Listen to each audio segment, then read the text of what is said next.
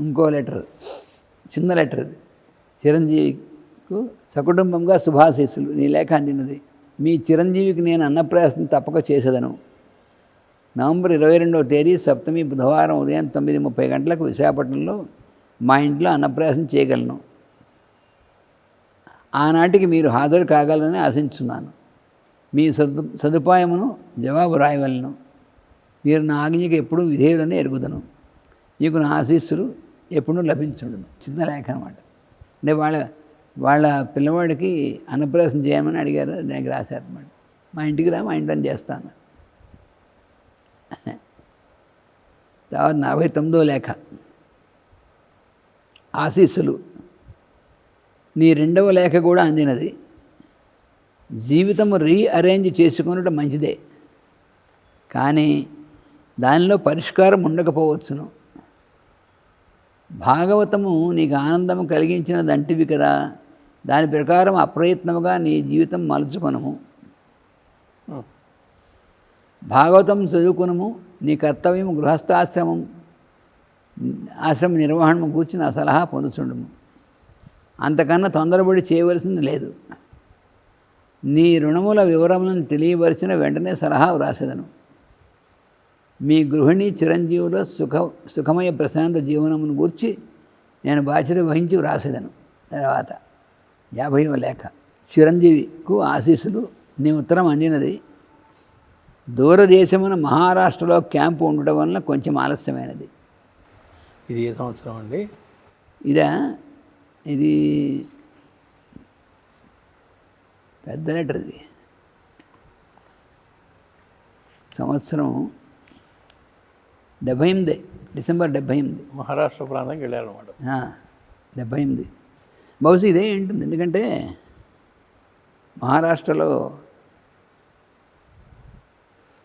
అజంతా ఎల్లోరటు కూడా వెళ్ళారు. మహారాష్ట్రలో ఇప్పుడు ఈ ఓబయ్య గారు అల్లుడు మహారాష్ట్రలో కలెక్టర్గా చేసేవాడు. అక్కడికి ఈయన వెళ్ళి నెల రోజులు ఉన్నారు. శుభాశీస్సులు. నీ ఉత్తరం అందినది. దూరదేశమైన మహారాష్ట్రలో క్యాంపున ఉండటం వలన కొంచెం ఆలస్యమైనది. నీవు చేయుచున్న యోగ సాధనలో లోపమేమీ లేదు. ఆత్మసమర్పణమే రాజయోగ సాధనకు ప్రారంభం. ఈశ్వర ప్రణిధానం వలన చిత్తవృత్తి నిరోధం కలుగును అని పతంజలి శాసించి ఉన్నాడు. దీన్నే కొందరు భక్తియోగం అందరు. పతంజలి చెప్పినటువంటి చిత్తవృత్తి నిరోధం అన్న భక్తియోగం అన్న ఒకటే అని చెప్తున్నారు. పేర్లలో ఏమీ లేదు, విషయం ఒక్కటే. నీవు నడుచున్న మార్గమున దోషమేమీ లేదు. అనుభూతులు ఏమీ కలగలేదని రాసేది. మళ్ళీ ఇంకొకళ్ళు అనుభూతుల నమ్మకం పుట్టిన చౌకబారు మనస్సును తన వైపునకు త్రిప్పుకున్నట్టుగా మాస్టర్ రూపమున భగవంతుడు ప్రసాదించును. అనుభూతుల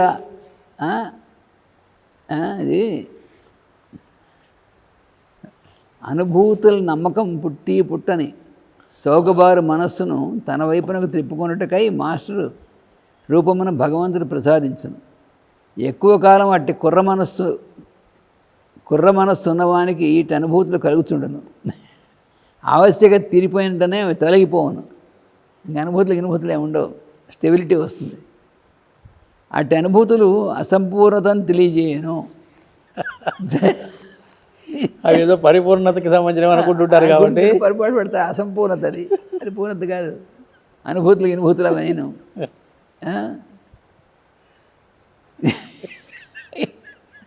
చాలా కష్టం.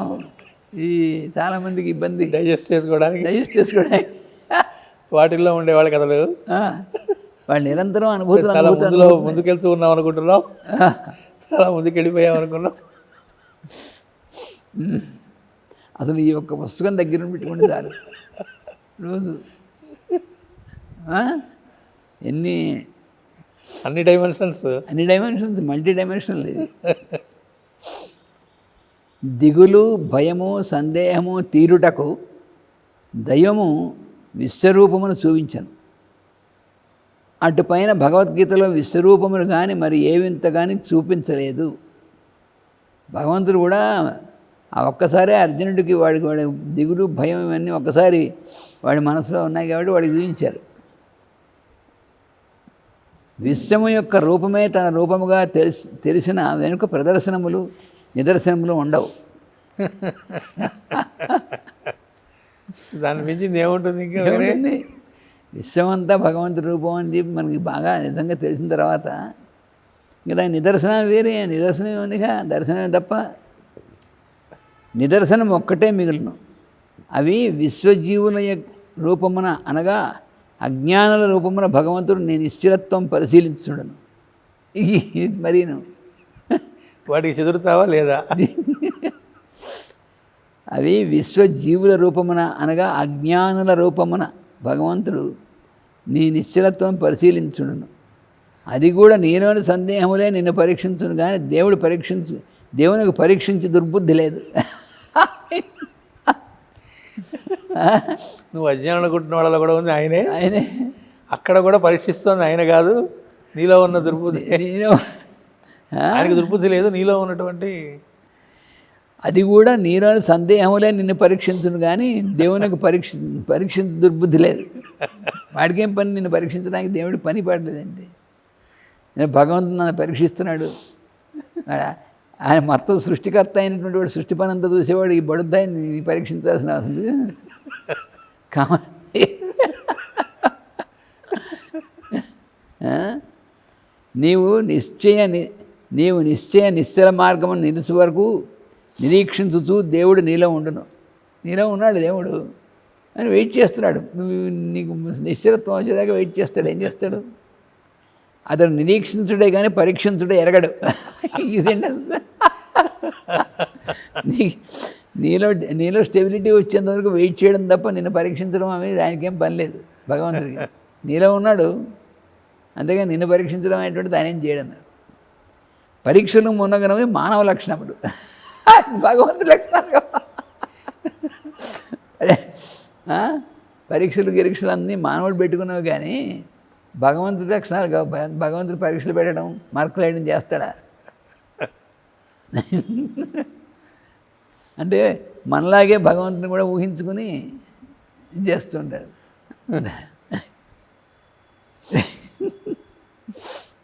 మాస్టర్ నామము నీలోని శక్తిని కదిలించును. కదిలింపబడిన శక్తిని నిత్య జీవితం రూపమున ఎప్పటికప్పుడు నీవు వినియోగం చేస్తుండవాలి. పర్పస్ అందుకు అది పర్పస్. కనుక మాస్టర్ నామం నిరంతరము జపించరాదు. కంటిన్యూస్గా మాస్టర్ అనుకోక్కలేదు నువ్వు. అసలు మాస్టర్ సివి నమస్కారం, మాస్టర్ సివి నమస్కారం అని మాటిమాటికి అనుకోక్కర్లేదు.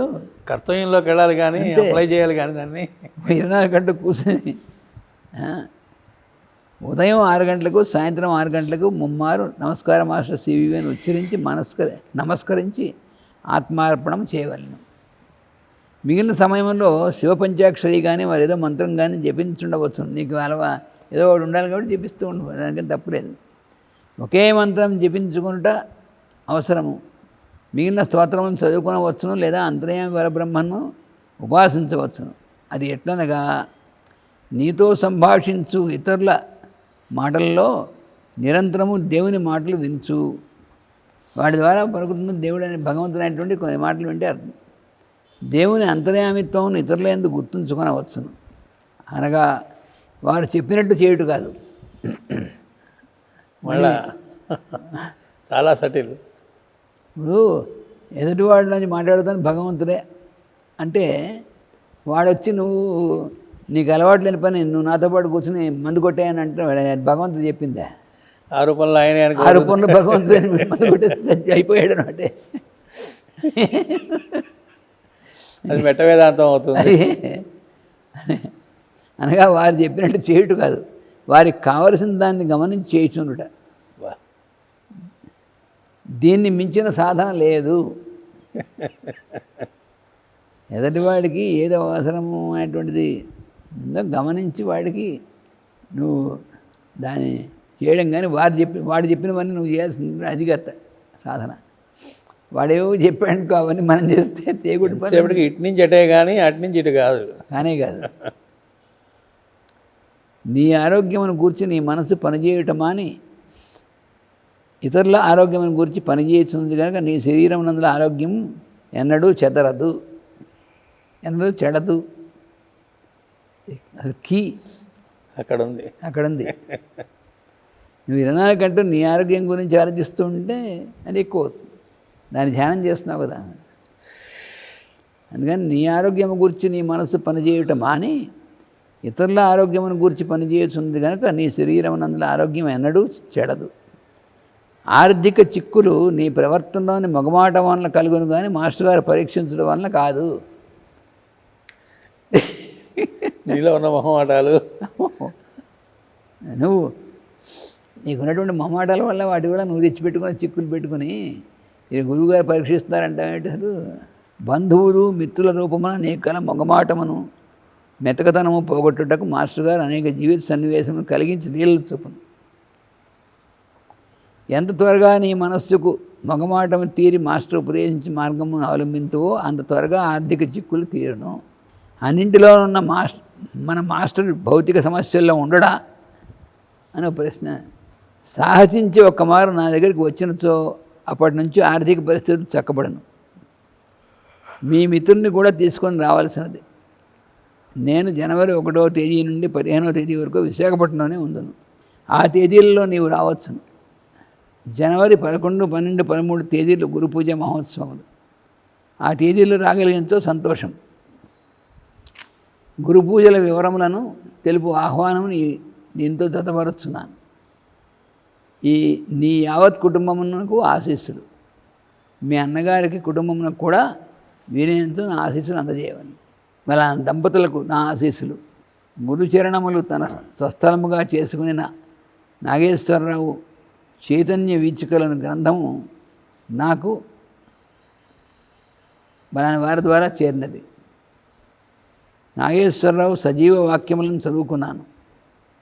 ఆ వాక్యాల ద్వారా అతడు సజీవుడు. జీవుడు ఎప్పుడూ జీవుడే. అతడే నేను ప్రజిగా వెలిగే దీపం. దాని చుట్టూ ప్రమిదలు శరీరాలు. ప్రమిద లేనిదే వెలుగు ఇతరులకు కనబడదు. కనుక సృష్టిలో దేహాలు కలిపబడ్డాయి. ఆ వెలుగుకి మీరు ఒక ప్రమిదను వెలిగించారు. అదే మలాని వారి యొక్క దేహం. ఈ సంబంధంతో కొంత సుఖము కొంత దుఃఖము మీరు పొంది ఉండవచ్చు. కానీ మీ దేహాల్లో ఉన్న వెలుగుకి అతనికి తేడా లేదు. ఇలా అందరిలో మిగులుతున్న వెలుగే నేను అని శాశ్వతముగా పిలువబడుతూ ఉన్నది. అది అను పేరుతో వెలిగిన వెలుగుకి సివివి అను వెలుగుతో పరమావధి చిక్కింది. అవకాశం ఉంటే మీరు ఈ నెల 11, 12, 13 తేదీల్లో జరిగే సివివి వార్షిక సమావేశాల్లో ఆతిథ్యం స్వీకరించవలసింది. అంటే వాళ్ళని బట్టి ఎవరికి ఎలా రాయాలా వీరినేమో ఆతిథ్యం స్వీకరించవలసింది రాశారు. వివరాల కొరకు ఆహ్వాన పత్రిక జతపరిచి పంపుతున్నాను. అవకాశం లేకపోతే బాధపడవద్దు. తర్వాత లేఖ 52ది. శ్రీ దంపతులకు ఆశీస్సులు. మీ లేఖ అందినది. పరిస్థితులకు మనస్సు చికాకు పడి లాభం లేదు. ముళ్ళ మీద పడిన గుడ్డను చిరగకుండా గ్రహించుకున్నట్టుకు ఓర్పు వహింపక తప్పదు. భగవంతుడు మీకు ఏ విధమైన అన్యాయమును కానీ అవమానము కానీ ఎప్పుడూ కలగనీయడు. త్వరలో ఈ పైకం మీకు వచ్చినట్లు ఏర్పాటు జరుగును. 15-20 దినములకు ఒక మారు ఉత్తరం వ్రాయిచుండవలను. ముఖ్యముగా ఆరోగ్య విషయములు ఉండవలను. నేను ఈ నడుమ కార్యభారమున గ్రామాంతరమును ప్రయాణం చేస్తున్నాను. అవకాశం చూసుకొని చిరంజీవి సౌభాగ్యవతి ఆమెను చూచి క్షేమ సమాచారం తెలుసుకొనగలను. త్వరలో మాస్టర్ సివి గారి అనుగ్రహం లభించును. 53వ లేఖ. శ్రీ మూర్తి గారికి ఆశీస్సులు. మీ లేఖ అందినది. నన్ను గూర్చి మీరు విన్న విషయం ఎవరో పొరపాటున చెప్పి ఉండవచ్చును. మీరు చెప్పిన విషయములలో శరణాలయములను స్థాపించి ఉండలేదు. శరణాలయాలు పెట్టారని అనుకున్నారు. కాకినాడలో రామచంద్రరావుపేటలో అబలా శాంతి భవనం అనేవాడు సంస్థ నేను ఎదిగిన వాళ్ళు మంచిది. వారికి వ్రాసి విషయములను గ్రహింపగలరు. భగవంతుని అనుగ్రహం వలన 8 మాసములలో మీ అల్లుడు త్రాగుడు మాని మీ దగ్గరకు శరణాగతుడై వచ్చినట్టు మార్గం నేను చూడగలను.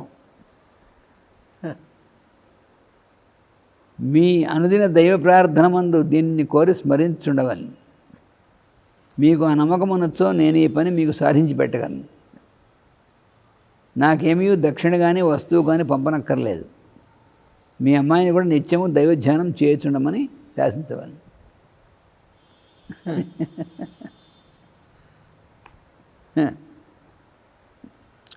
ఒక్కోసారి ఒకే రోజు 5-6 ఉత్తరాలు రాశారు. ఆయన ఉండే షెడ్యూల్ అవునుగా ఫోన్ కాల్ అంటే మాట్లాడేసి డిస్పోజ్ అయిపోతాయి. ఉత్తరాలు రాయడం అంటే మరి